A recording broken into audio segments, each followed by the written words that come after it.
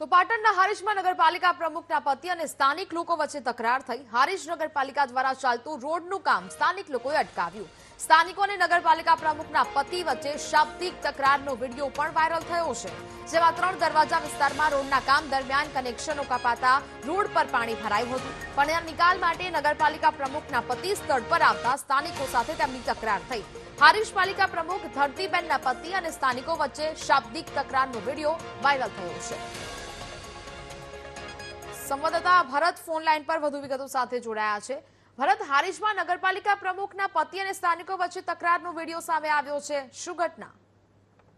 નેહા, જે રીતે વાત કરવામાં આવે તો હારીજ નગરપાલિકાનું શાસન અત્યારે મહિલા એટલે કે ધરતીબેનના હાથમાં છે, પરંતુ હારીજ શહેરની અંદર અત્યારે જાણે કે પોતાના પતિ જે પાલિકાનું શાસન ચલાવતા હોય એ રીતનો એક વિડીયો અત્યારે સોશિયલ મીડિયાની અંદર સામે આવી રહ્યો છે કે હારીજ શહેરની અંદર 3 દરવાજા વિસ્તાર આવેલો છે। 3 દરવાજા વિસ્તારની અંદર પાલિકા દ્વારા રોડની કામગીરી કરવામાં આવી રહી હતી। તે દરમિયાન પાણીની પાઇપલાઇન તૂટી જતા ત્યાં ગાડી પાણી ભરાયું હતું। તે દરમિયાન જ્યારે પાલિકાના પ્રમુખના પતિ છે તે